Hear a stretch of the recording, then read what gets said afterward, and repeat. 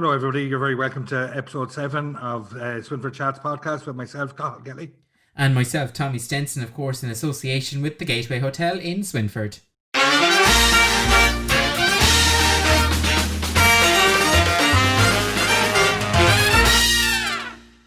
So, Tommy, how have you been keeping? Good week? Good week, yeah, I can't complain. I did take your advice and I got out for a little bit more walks. I done that, Cathal. So resolution's going good so far.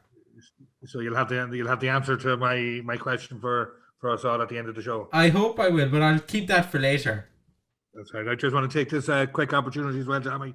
Today is my mum's birthday, so I want to wish my mum a very happy birthday. I know she does tune in. She'll kill me for that now. But, well, a very big happy birthday to Melda. I'll give a shout out to my mum and say happy birthday, mum. So I think we have a great show coming up. Some a great local musician, Joseph McNulty. Nice chat as well with Moira Philbin.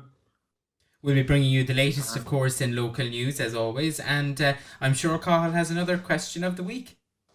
That's right. We hope you all enjoyed the show. So we're delighted to have Joseph McNulty on the podcast with us this week. Joseph, well-known, talented local Swinford musician. Joseph, how are you? Great, not too bad. We're getting there. We're surviving. That's as much as we can do now at the minute. But keep the best side out anyway and keep on smiling. Absolutely, and thanks a million for taking the time to join us. So Joseph, we're going to have a couple of your tunes on the podcast tonight. You've been involved with music since a young fella. I know you told me before. Yeah, you know what? I started playing music kind of. My sisters were playing music, and then I got into it, and I just kind of took to it like a fish to water. I loved it, and started playing in sessions in Charlestown. Got my first ever gig. I think I was about 13, I think, when I got my first ever gig over in Murray's. Jerry Murray was running the bar at the time in Charlestown, and it was Sunday evening, and I thought it was great, like that I was able to go into school on the Monday morning, and I'd made me a few pound over the weekend, and it just kind of kicked off from there, and then it brought me different places. I moved out to Inisheer, I suppose, when I was 15. That was kind of all down to the music too, after having performed on TG Cahir. And then when I finished my Leaving Cert then in 2015, I came home for a year, having lived on the island for 3 years, and just got a few gigs. Ended up going to America and all around Europe and Russia in the last couple of years. So it's been fun. It's been busy. It's a different year. Obviously, 2020 was a different year for us, but it gave me a chance, I suppose, to reflect, look back, and kind of appreciate how good them times were. Great. Did you enjoy the touring aspect of it, Joseph? Yeah, you know what? At the start, like everything, when everything's new, you think it's fantastic, and you're looking at it, it's such an exciting prospect. And then as time goes on, you realize that you're flying into the same airports, and exactly. I don't even need to look at the terminal, the screen. I know exactly what gate I'm going to, and everything, and it kind of wears off. And I think we had a pint a couple of years back, and you had just come back from tour in Germany, and I think you told me you'd done something like 30 gigs in 31 nights or something, wasn't it? Yeah, we did 35 gigs in 36 days, and we had stayed in 36 different hotels. Wow. And funny enough, I was on the same tour this March when the lockdown struck, so when the pandemic struck. So we had got, I think it was 14 gigs through the 36 gigs we were supposed to do. And we just woke up in the morning and it was ping, ping, ping, ping, ping. All the emails were coming in, cancel. God. And it was like, at that stage, we were so naive to the whole thing that, we didn't know what, we were going to the gigs and we were saying, sure, if one of us has it, we'll all have it. And, everyone, next thing you kind of think you're getting a cough, but you're not getting a cough. And, you're kind of thinking it's this thing that could kill you. But at the same time, you're thinking, if I have a cough, or that's it. You know what I mean? It was kind of weighing it up that it was either this thing that was really going to take control, or this thing that it's just like a bit of a flu. But looking back, like, we were so naive, like I feel like I was so naive to the whole thing. Like, but to just get home and to lock myself in the room for the 2 weeks, and it was a scary enough time, like that 2 weeks in the room, because I was watching the figures in Germany and how they climbed from, I think it was 2,000 cases the day we left. And 2 weeks, 14 days later, I checked it and it was over 70,000. So it was like, that's the thing about this thing. It just grows so quickly, so fast. Yeah, were you playing music over that 2 week quarantine in the room? Was music kind of a lifesaver, or at that stage were you well and truly sick of it? Yeah, I mean, I had to keep on playing because, like I was saying, I was so naive. I expected to be doing gigs again 2 weeks later, or 4 or 5 weeks later, So I was still practicing, and I was supposed to be going back as I was coming back from Germany that time. Well, when I was supposed to come back, and I was supposed to go back out again 2 weeks later for a different tour. So I was still practicing for the second gig, kind of hoping that I was going to get out, but I'm afraid now. I think so. I left Germany I did my last gig in Germany on the 12th of March, and I've done one gig, like performing gig since then, and we're now in January of 2021.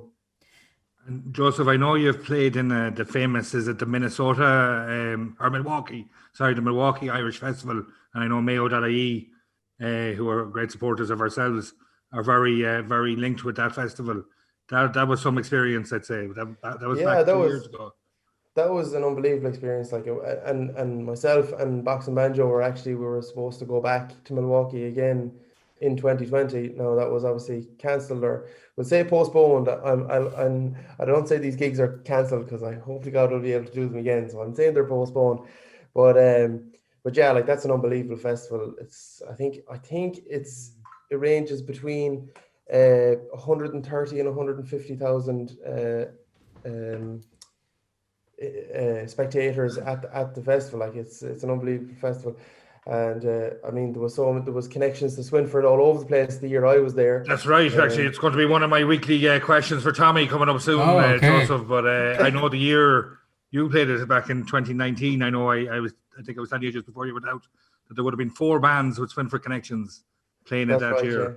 which I is won't give it away. Don't give it just in away. case you're- it really shows the kind of the music that's in and around our area here, doesn't it? And I know you've been very involved with the Swinford Cultists over the Yeah, years. exactly. Yeah, and Tommy would know as well, and the Stenson family. Like, there's so many.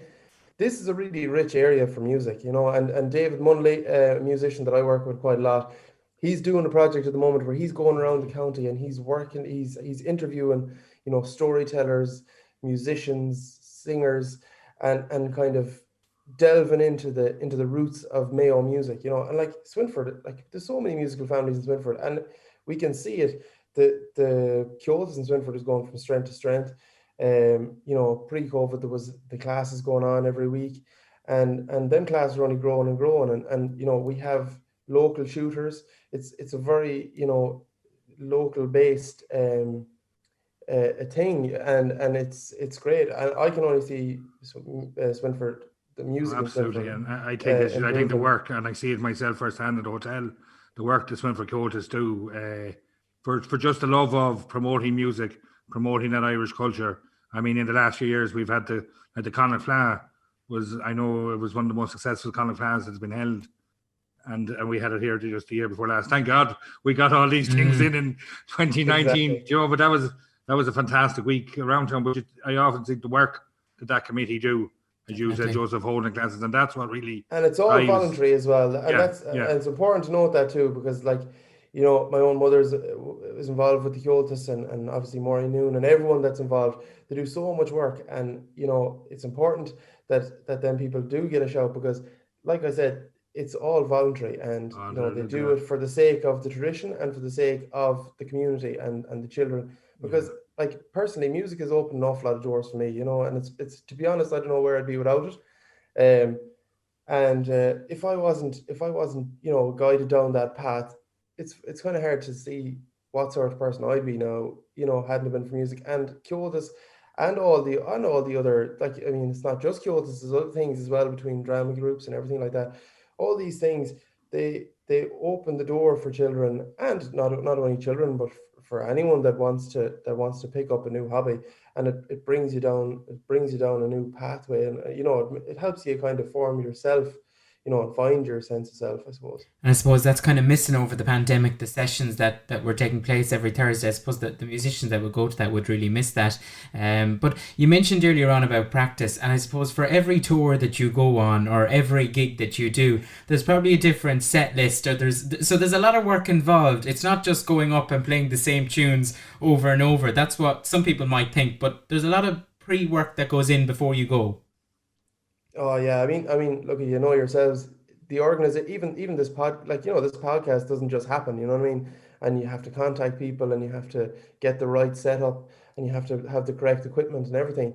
And that's the thing with music.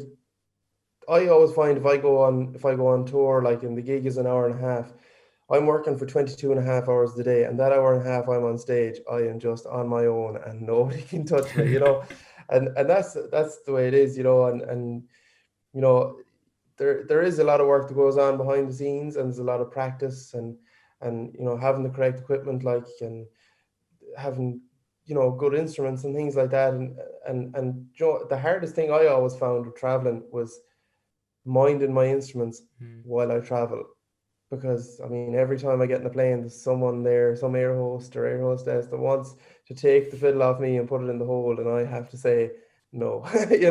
That is tough, but practice is important, to be able to kind of put yourself in different musical situations and kind of go on with that, And talking about your instruments there, Joseph, what particular instruments do you play? You concentrate on mostly? Yeah, like predominantly I'd be a fiddle player at the moment. I grew up playing the bodhrán, went on to the fiddle. Then the fiddle I have is actually a locally built fiddle. It was made by Kevin Sykes in Ballyvarry, who's an unbelievable luthier. And then in more recent years, I started playing the guitar as well. So I mean, traveling with guitar is a disaster. I did a tour in Holland, and it's so big and bulky. Like, I don't know how. I mean, Lana Thorberg in Swinford, how she brings the hard places, I don't know, because the guitar is big enough for me, and I won't be going any bigger than that. You have to choose your instruments wisely, as you say. Yeah. I wish I played the whistle. It would have been way handier. Like.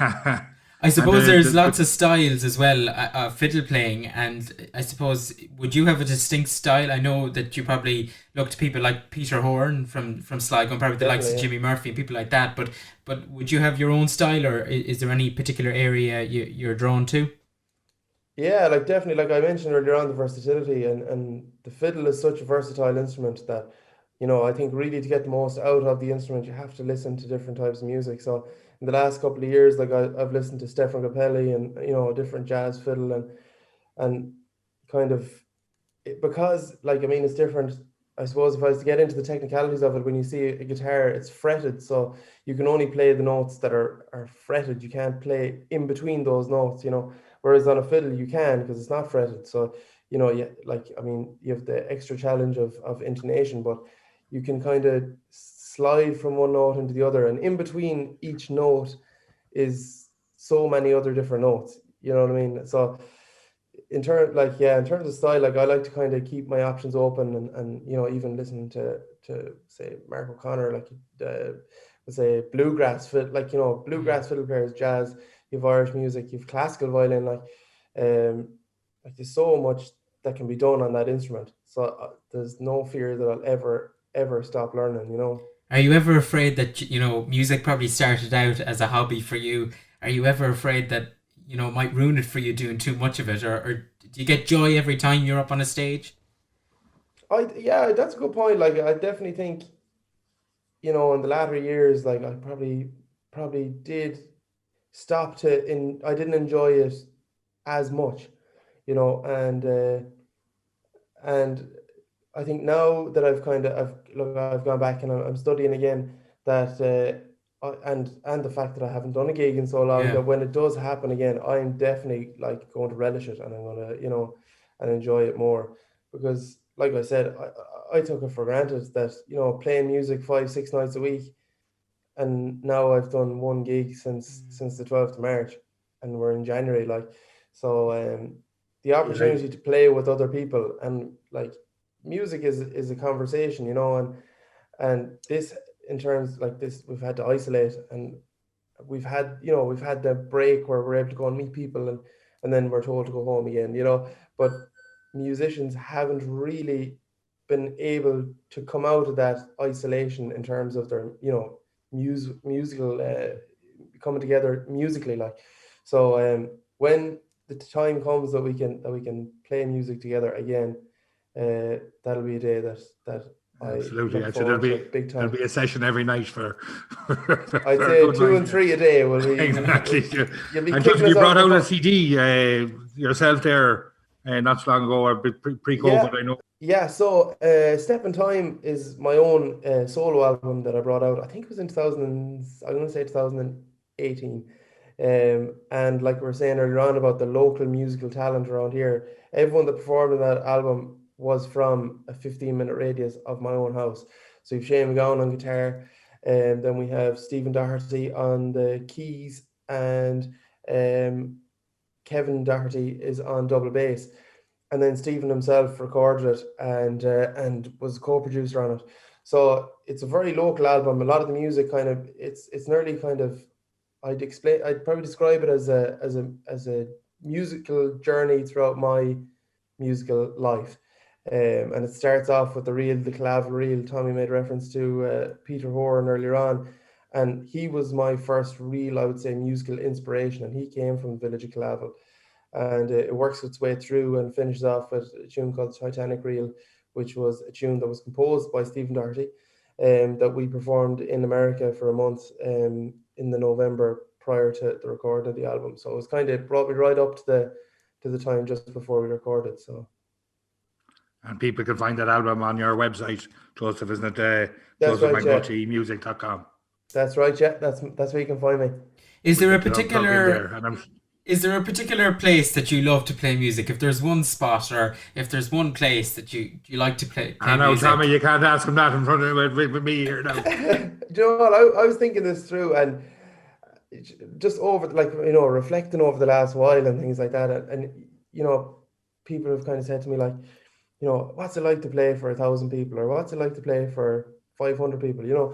And like, I've gone into venues, and you know this yourself, Tommy, from performing as well. Like, you go into, like, we as musicians and dancers and performers, to get a vibe, you want to get as many people into a small room as possible. Like, so you could play for 500 people in a 1,000-seater venue, or you could play music in a 60-seater, a venue that fits 60 people, but you'll squeeze in 70.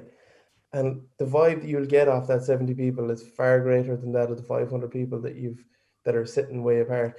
So like when you know, during the COVID, there was a few gigs that were going on, and you know, there was social distance and stuff like that. I didn't do them myself. I didn't do one myself, but I do know people that did do them and they enjoyed them. But I would probably think that I'd still miss that connection, you know, because that's what it is. It's just it's kind of you're passing that energy on to the person beside you, you know.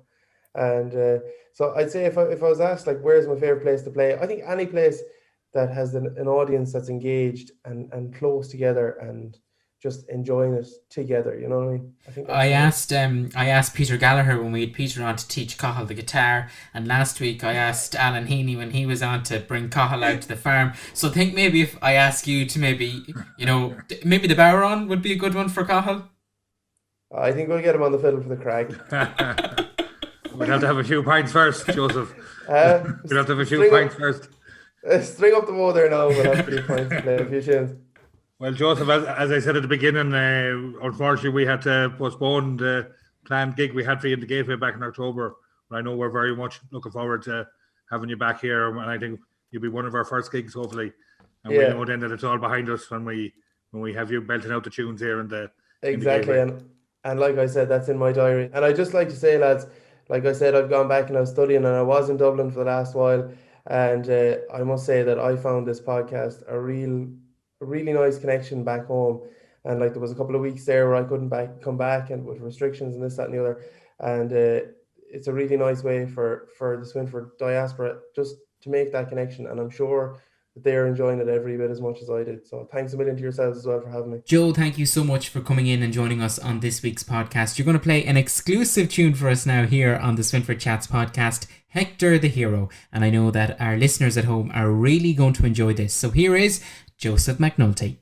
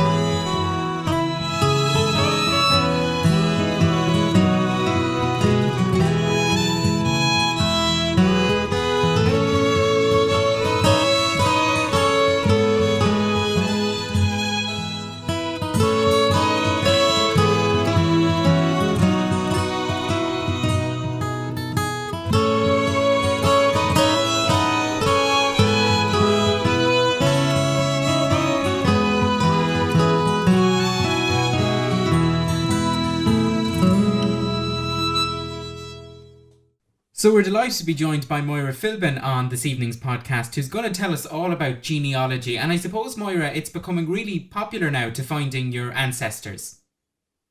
It is, Tommy. Like in the past 10 years, it has really exploded. You know, the amount of people like worldwide that are looking for their roots, you know.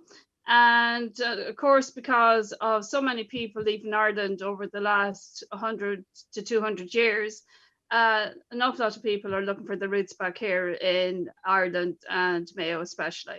How did you kind of, you just have an interest in genealogy?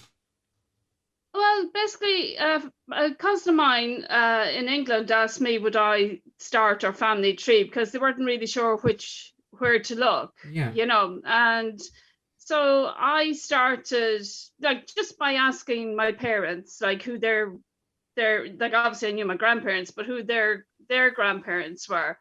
And like I started slowly and just building up the tree. And then after that, I started looking to see, you know, how many brothers and sisters my great grandparents had. And then it kind of expanded from there. And I began to realize that I was related to an awful lot of people that I didn't realize I was related to before, you know, through my great grandparents and that. Good thing, Moira. No, mostly very good. Would you say, Moira, that the best thing to do is to talk to people when you're starting out first? It is, like, kind of get the basics down first. And as I said, you know, most people probably know of their grandparents, but to sit down with their parents and see what information they can get from there. And after that, what I started, once I got the basics done, I then went on to irishgenealogy.ie, and that has the church records and the civil records from 1864. Now, the church records are kind of bare enough before 1850, but you can be lucky that sometimes the records are there, you know. Like on 3 sides of my family, I can trace them back to 1800, and there's just one side of the family I can just trace back to 1856. And I was amazed by that because I really didn't think I'd get past 1850. So Moira, people would kind of just need to know where at the beginning. They don't necessarily have to start at the beginning. They just have to have a connection with their grandparents or great grandparents, maybe. What church they were christened in, is it? Yeah, like for the most part, like 100 years ago, people got christened within a couple of days of their birth, and that was because of the high mortality rate. So basically, if you find a christening record and if you don't know the birth date, 9 out of 10 times it's normally just within the week beforehand. The other site, there's the National Archives.ie as well. And they have records from the Griffith evaluation, the 1901 and the 1911 census. And there's a great archive of information there as well.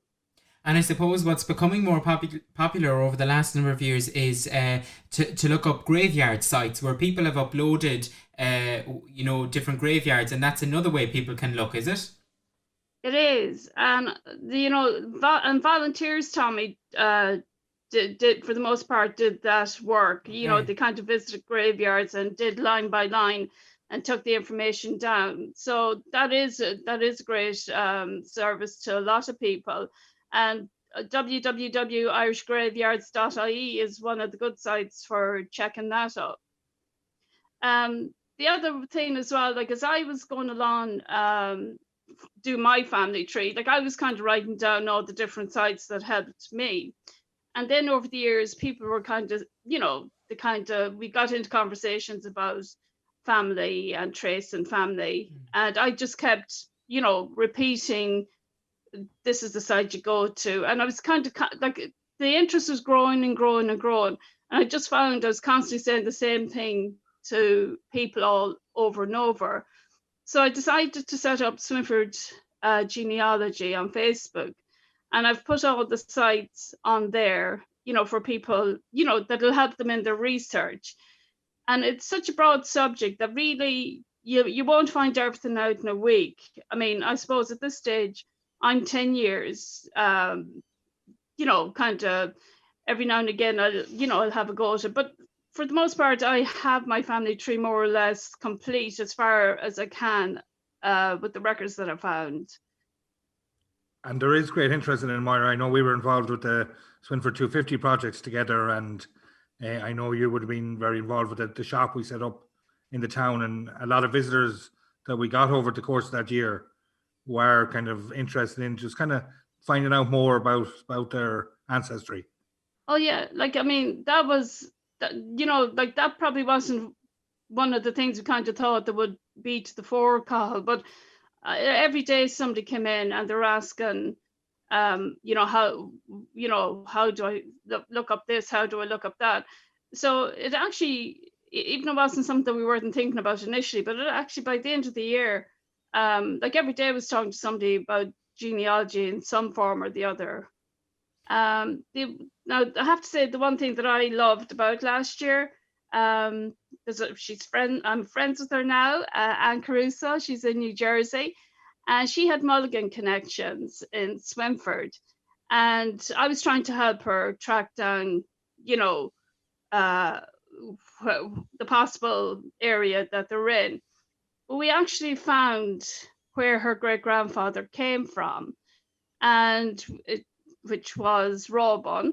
And when we went out to the actual farm, she ended up meeting her third cousin that she didn't know she had.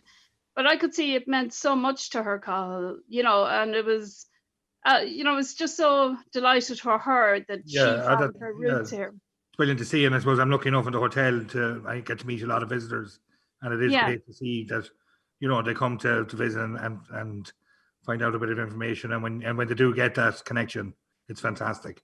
And I suppose as a town and area that's experienced so much immigration over the years, we have a huge diaspora out there, so that's where that Swinford Genealogy Facebook page, Moira, to give us a few more hints and ideas to how people can further their journey in discovering their own genealogy. Delighted that we were able to hold Swinford 250 in 2019. I think we picked the right year, and we got all our celebrations in before the COVID hit. Oh, we really did, and it was such a brilliant year, and it was great to see so many people coming home, Cathal, and really enjoying all the different events that went on. Yeah, and it kind of showcases when the so many clubs and organizations that are active throughout the town. Isn't that right? Yeah, I know you're very involved with promoting a lot of them. Yeah, when we started, just putting the list of clubs and organizations together, just to kind of be able to send them out information on what was going on, it ended up, Cathal, that there's the guts of 65 clubs and organizations, both small and big, which we were kind of gobsmacked by the time we put the whole list together that, for the size of Swinford, that there was that much going on. And the one thing after finding that out, anytime anybody told me they were bored, I was able to say, well, what about joining, this club or that club? And a lot of people weren't aware sometimes of the clubs that were there, So, in fairness to the clubs and organizations, they were so good in during the Swinford 250 year as well. Like a lot of them held events and supported the events that were going on. And it's great to kind of see that, because that's kind of the lifeblood of a town, that there are people out there that, kind of help with these groups and that. No, that's great. And I know we have spoken about, and even though Swinford 250 has come and gone now, we the committee do plan on staying on in another capacity to promote all the things of the town and area. So we look forward to getting back to them, and we can have meetings, Moira, isn't it? Have meetings and chats, and and we'll have to get Tommy in on that committee, Moira. We will. He's still trying to get me to take up music and farming and the like. So. Yeah, I love a good meeting, Cathal, anyway, so that's a good start. Can't beat a good meeting, Tommy. Can't beat a good meeting. Well, as we said, so Swinford Genealogy on Facebook, that's where people can kind of start the journey, I suppose, making the connection. Yeah, and if they've any questions or queries, they can send me a message on there, and I don't be too delighted to help anyone, because I know myself, as I said, I was only doing bit by bit, which is grand, but it's great to kind of get, a lot of information together quickly. Yeah, and if anyone wants to contact you through that, or even send us a message here through the different ways they can contact us here on the Swinford Chats podcast, we'd be delighted to do so. Well, as Moira, we're hoping you'll be a regular guest on the podcast, so we look forward to welcoming you back again in a few weeks' time. And in the meantime, listen, stay safe and take care of yourself. Thanks a lot. Bye, Cathal. Bye, Tommy. And it's time for our local news segment here on the Swinford Chats podcast, and starting with Swinford Football Club news. Due to current COVID-19 protocol, AGM on Sunday the 31st of January at 7 p.m. via Zoom. They invite any members wishing to attend to email the club secretary at swinfordfootballclub@gmail.com to receive the link to the meeting. Also, you can email any motions for the meeting to the club secretary's email. That's the same email, swinfordfootballclub@gmail.com, and they must be received by Sunday the 17th of January at 7 p.m. They're also delighted to announce that their new club shop has arrived, and you can check it out. They have their official Swinford Football Club training range, and that's available to view on their Facebook page, so you'll find the link there to get into that shop. So Swinford GAA held their weekly 50-50 draw last night. The lucky winner was Paul McNeela. Well done, Paul. Swinford GAA envelopes are available throughout the town and also can be bought online. The GAA National Club draw is also available at the moment, and tickets can be got from any club officer. The 50-50 Calasser Community Centre draw will take place in the centre at 9 p.m. on Wednesday the 13th of January. The December draw winner was Patricia Smith, who won €555, with Laura Gork and Harrington's winning €20 spot prize each. Work on the village improvements, including curbing and lighting around the junction at the church and pitch, will now be deferred until construction restrictions are lifted. The Pink Dotto continues to grow every week. It's up at around 15,600 now.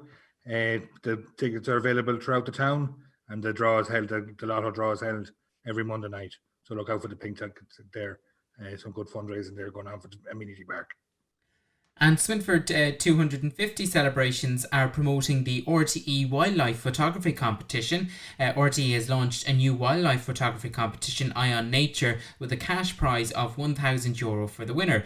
Submissions are open from today until Friday the 5th of February. So I know that we've lots of beautiful scenic places around our beautiful community. So if it's within your 5-kilometre radius, make sure to get out with your camera and take a couple of photographs, and you never know, send them in and you could be that winner.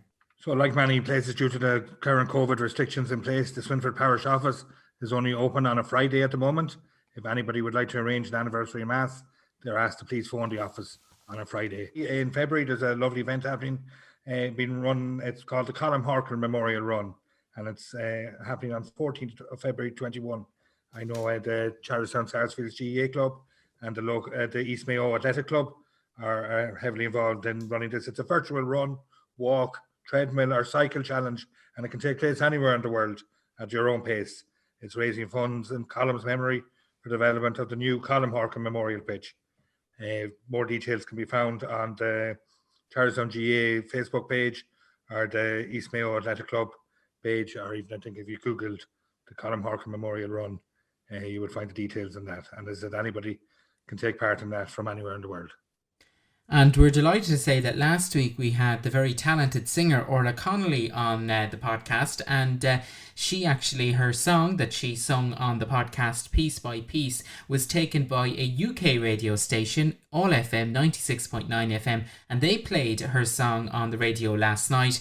So we are delighted to hear that Orla got a good reaction to that song, and we had lots of messages during the week about it too. So well done to Orla. So not only on Irish airwaves, but also UK airwaves as well. So well done to Orla. So we've come to the end of another Swinford Chats podcast. These podcasts are definitely flying by, Cathal. That's right, Tommy, and it's great. It's great to be able to do them. I know it's unusual the way we're doing them at the moment over the Zoom, but very lucky that I suppose we can do it, because we know from the feedback we were getting, and we hope everyone is still enjoying these chats and a bit of music from the Swinford locality that we're bringing you each week. Exactly. Do you have another question for me this week, Cathal? Keep me on my toes. Tommy, Will we go back to last week? You have to give me. You have to answer last I have week. to answer last week's first. So last week, Tommy, I was asking you where in Swinford down at the Procession of the Soul first that was marked for, because I suppose there's very special reason. There was a man buried there, and I asked you who that person was, Tommy. Well, I think if I'd done my walk right, I would have seen that it's a Dr. Henry. That's right. Dr. Henry was the local GP in Swinford in the mid 1800s, and famously, I suppose, at the time, the request Dr. Henry made to his family that when he passed, that he'd be buried in what was the pauper's graveyard. And I suppose the unusual thing about that was it was a very unusual request for a doctor to make, and that the fact that the family honoured his request. And when there's more of a story now that I'm telling here, and hopefully we'll get to it again. But there's a lovely little spot in there behind the vocational school that kind of honours the pauper's graveyard itself and Dr. Henry himself. So tell me, I have another nice question, and I suppose I was trying to think of what I'll ask you this week, but when I knew we had Joseph coming on, and it was a great chat we had there with Joseph earlier on, and he was telling us about touring and how he's toured all over the world. But there's a famous Swinford musician emigrated from Swinford back in around 1920. I know he was born in 1903, but he famously played to the famous Carnegie Hall in New York in the 1930s and 1940s. But I'm wondering, do you have any idea who? A singer. I'll give you that hint now. He was a singer, yeah. I actually think I might know this. I mightn't have to work too hard this week on this one, I think. He was actually cousin of my grandfather's, but I didn't get the voice, as anyone can tell. I'll never play Carnegie Hall, but so we'll see if you can give me the right answer. Okay, I think I know that one, but I didn't know that person was related to you, so that's an interesting fact. Yeah, very interesting story. Now this man has, and I suppose I'm sure we'll hopefully do a piece on him on one of the shows. Sure. So if you do know the answer, then keep thinking of it, and we'll announce it next week. And hopefully, I've got it right. So that's it, everybody. I hope you enjoyed this week's show. And again, if you'd like to contact us, you can do so through the swinfordchats.ie website or at swinfordchats@gmail.com. So until next week, from myself and Cathal, do stay safe, and we'll talk to you then. But for the moment, we're going to leave you with a track from Joseph McNulty's debut album, A Step in Time. So here he is, Joseph McNulty, with A Couple of Rings.